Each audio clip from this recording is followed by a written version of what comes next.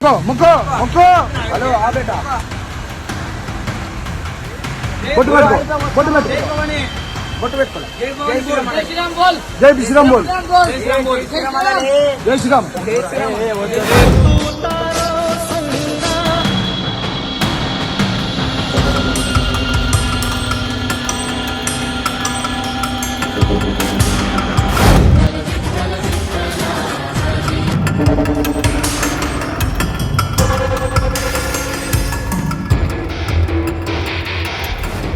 आज मैं आपको दिखाने जा रहा हूं कि उत्पातियों का झुंड किस कदर अपने ही कार्यक्रम के दौरान लुच्चाई की सारी हदों को पार करता है। आज आपको दिखाऊंगा कि वैसे तो मुसलमानों से बड़ी दिक्कत होती है, लेकिन बकायदा जहां पर मंदिर स्थापित होता है, जहां पर पूजा अर्चना हो रही होती है, वहां एक मुस्लिम व्यक्ति को लाया जाता है। उसे जो कराया जाता है उसे देखकर जरा बताइएगा संविधान के कौन से अनुच्छेद या फिर कानून की कौन सी धाराओं में ये तमाम चीजें लिखी हुई हैं। अगर हैं तो फिर आने वाले दिनों में अगर दूसरे धार्मिक लोग अगर यही करने लगे तो यही नहीं, नमाज पढ़ने पर दिक्कत है, मैं भी कहता हूं बिल्कुल मत पढ़ने दो इन मुसलमानों को सड़क पर नमाज। लेकिन सवाल ये उठता है जब दूसरे धर्म के लोग यानी हमारे ही धर्म के लोग जब जागरण से लेकर जो तमाम चीजें दिखाऊंगा वो करते हैं तो उस पर रोक क्यों नहीं? क्या जनता को दिक्कत सिर्फ नमाज अता करने वाले लोगों से ही हो सकती है? क्या इस देश की जनता सिर्फ इसीलिए परेशान रहती है कि नमाज अता सड़क पर हो रही है इसलिए हम परेशान है, या फिर हर एक तरीके से वो परेशान होते हैं कि सड़क जाम करना या फिर कई पब्लिक प्रॉपर्टीज पर ये सब करना? ये तमाम चीजों का भी जिक्र है, बहुत सारी जिक्र हैं। जिक्र आज आपको दिखाऊंगा। एक और बड़ा झटका दे दिया मोदी साहब के खासम खास दोस्त ने। नमस्कार, मैं हूं प्रज्वल गौतम और आप देख रहे हैं the live TV. The live TV, सच सबसे आगे। शुरुआत करने जा रहा हूं इस वीडियो के साथ। ये देखिए इस बच्चे के साथ क्या क्या करवाया जा रहा है, जरा पहले इसको गौर से देखिए। मुको मुको हेलो आ बेटा बोट बैठ बोट बैठ बोट बैठ जय श्री राम बोल जय श्री राम जय श्री राम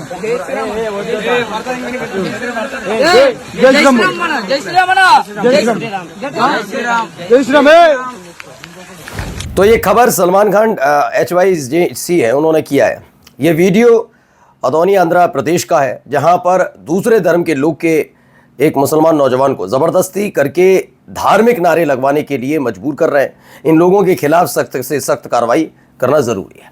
अब आप सोचिए, आप एक तरफ कहते हैं कि मंदिर है, मंदिर में मुसलमानों को आना मना है, आप कहते हैं कि नहीं भाई मुसलमानों का दुकान लगाना मना है, आप कहते हैं कि मेले से दुकानें हटवा दी जाए और तमाशे लगातार जारी रहते हैं।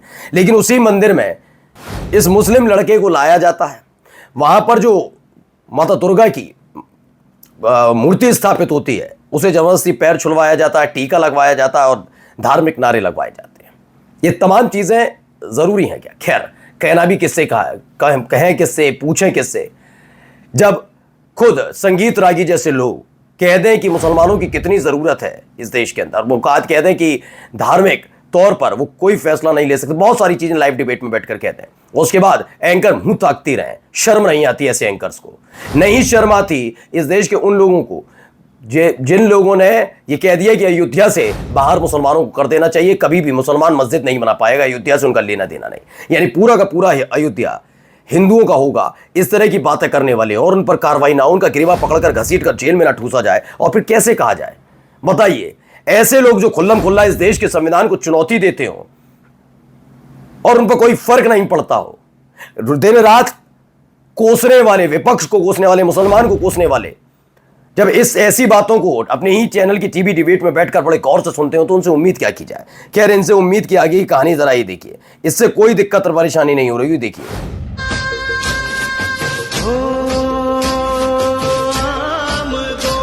तो बताने की ज़रूरत नहीं है, ये मुंबई लोकल ट्रेन है, मेट्रो नहीं है, और यहाँ पर आराम से गरबा खेला जा रहा है। आराम से मुस्लिम महिला अपने मोबाइल से, देखिए बच्ची कितनी बढ़िया महिला भी है, देखिए आपत्ति नहीं, बाकायदा वीडियो भी बनाया उन्होंने। कितना आसान है, किसी को फ़र्क नहीं है कि वो कह रहे हैं नहीं है तो नहीं है। लेकिन सवाल सिर्फ इतना बार है, क्या ये महिला आपत्ति नहीं कर सकती थी कि आप ये सब क्या कर रही हैं, हमें परेशानी हो रही है? लेकिन नहीं, उन्होंने नहीं किया। वो सबकी धार्मिक भावनाओं का सम्मान करना चाहिए। मुंबई लोकल में गरबा चल रहा है, बगल में मुस्लिम महिला अपने बच्चे के साथ बैठी है, बाकायदा वीडियो भी बनाया, मैंने आपको दिखा भी दिया। अगर यहीं पर वो मुस्लिम महिला नमाज अदा पढ़ ले तो सबकी भावनाएं आहत हो जाती हैं। मैंने कहा ना, बिल्कुल नहीं पढ़ने देना चाहिए मुसलमानों को सड़क पर, पब्लिक प्रॉपर्टीज पर। लेकिन इनको किसने इजाजत दी? कौन सा ऐसा कानून है जो इनको इजाजत देता है गरबा के लिए? जो करना है करते रहिए, भजन करिए, जागरण करिए सड़क पर, लेकिन नमाज अता मुसलमान नहीं कर सकता। यहां पर भी देखिए वडोदरा में क्या हो रहा है, जरा इनको भी देख लीजिए।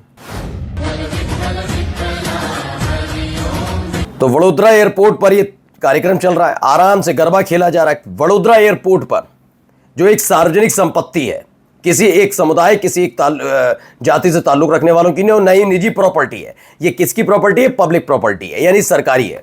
लेकिन क्या सरकारी प्रॉपर्टी का मतलब सरकार से सीधा संबंध हो? सरकार ये चाहती है क्या?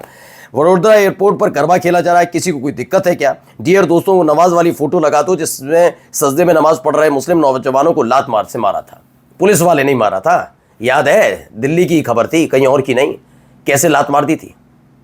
लेकिन सोचिए यहां पर सब कुछ, और उसके बाद कहते हैं एक देश एक विधान, तो ये भी एक जुमला है। अब आइए अगली खबर जरा देखिए, ये भी एक खबर निकल कर आई है। क्या कह रहे हैं? सुप्रीम कोर्ट के न्यायाधीश हैं, पूर्व न्यायाधीश डीवाई चंद्रचूड़ ने अयोध्या के फैसले पर ऐसी टिप्पणियां की हैं जिनसे उनकी सोच और मानसिकता जग जाहिर होती है। एक इंटरव्यू में उन्होंने कहा कि बाबरी मस्जिद को तोड़कर बनाई गई थी और इसलिए 1949 में चोरी छिपे मूर्तियां रखना गलत नहीं था।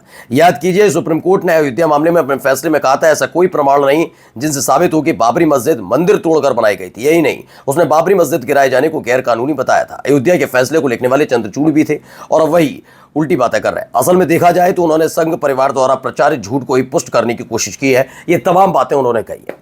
मुझे दिक्कत नहीं है, मुझे परेशानी भी नहीं है, लेकिन परेशानी तब उठ खड़ी होती है उस फैसले पर जब उसी अयोध्या के अंदर इसी फैसले के तहत मस्जिद बनाने का फैसला भी दिया जाता है। कहां है मस्जिद? मस्जिद है कहां? बल्कि उल्टा ये कहा जा रहा है कि मुसलमानों को अयोध्या छोड़कर सरयू के उस पार चले जाना चाहिए। तो मस्जिद है कहां? यानी सुप्रीम कोर्ट का वो फैसला बेमानी साबित हुआ ना? हुआ या नहीं हुआ? खुद बताइए। उसी फैसले में राम मंदिर के लिए रास्ता साफ किया गया था, ठीक है, विवादित स्थल पर, बिल्कुल ठीक है, हो गया। लेकिन जब मुसलमानों ने माना भी और मस्जिद देने की बात थी, मस्जिद का है, कोई इस बारे में बात कर रहा है? कोई किसी को विचार है इस बारे में? नहीं, कि मुसलमानों का मसला है। आइए इस व्यक्ति को देखिए। यह आदमी गुमनामी में जी रहा था। वसीम अकरम त्यागी है। यह जिस अडवाणी की चप्पल उठाया करता था उसे गुजराती जोड़ी ने मार्गदर्शक मंडल में भेजा हुआ है। इसके ज्यादातर साथी स्वेच्छा से सेवानिवृत्त हो चुके हैं। मुसलमानों को नाम लेकर यह गुमनामी के अंधेरे से निकलना चाहता है। सोचिए अगर मुसलमान न होते तो ऐसे लोग कहां होते? ये किसी चौराहे पर भी भीख मांग रहे होते। इन्हें मुसलमानों को धन्यवाद अता करना चाहिए कि उनकी वजह से एक से बढ़कर एक जमहूरी सत्ता की सीढ़ियां चढ़ गए। क्या कहा था विनय कटियाना में, जो अभी ये बताया भी, मुसलमानों को अयोध्या छोड़ना होगा, मस्जिद नहीं बनने देंगे। ये सुप्रीम कोर्ट के फैसले को चुनौती देने वाला व्यक्ति है। कुछ हो सकता है? नहीं। संगीत रागी का कुछ हो सकता है? नहीं। जिन्होंने अधिकार का जिक्र कर दिया, संविधान में कहीं ऐसा जिक्र नहीं, लेकिन संगीत रागी चाहता है तो वही होगा भाई। आइए अगला देखिए, यहां पर क्या है, एक और तगड़ा जगह। In fact, we have a great leader coming. We have the Prime Minister of Pakistan coming and the Field Marshal, Pakistan. Field Marshal is a very great guy, and so is the Prime Minister, both. And they're coming, and they may be in this room right now. I don't know, because we're late. And I said maybe they'd like to join the. They actually may be somewhere in the beautiful Oval Office. Yeah. क्या कहा? पाकिस्तान के महान नेता हमसे मिलने America आए हैं। पाकिस्तान के प्रधानमंत्री और फील्ड मार्शल असीम मुनीर यहाँ हैं। फील्ड मार्शल असीम मुनीर महान इंसान है। ये कौन कह रहे हैं? डोनाल्ड ट्रंप कह रहे हैं। एक बार फिर से बताइए, वो जो डोनाल्ड ट्रंप ने अभी मोदी साहब के बर्थडे में पेश किया था, ये तमाम चैनल वाले चलाए ना कि अब देखिए बात आ गई है, अब तो नरेंद्र कह के संबोधित कर रहे हैं, जो चला रहे थे, अब देख लीजिए ये कर रहा है वो आदमी। ट्रंप ने फिर दिया टैरिफ का झटका। फार्मा उत्पादों, किचन कैबिनेट और ट्रकों पर लगाया 30 से 100% टैक्स। और बहुत बहुत शुभकामनाएं। जीएसटी लगाकर जीएसटी को कम करके उत्सव मनाने वालों, एक और तोहफा आपका इंतजार कर रहा है। नमस्कार। द लाइव टीवी, सच सबसे आगे।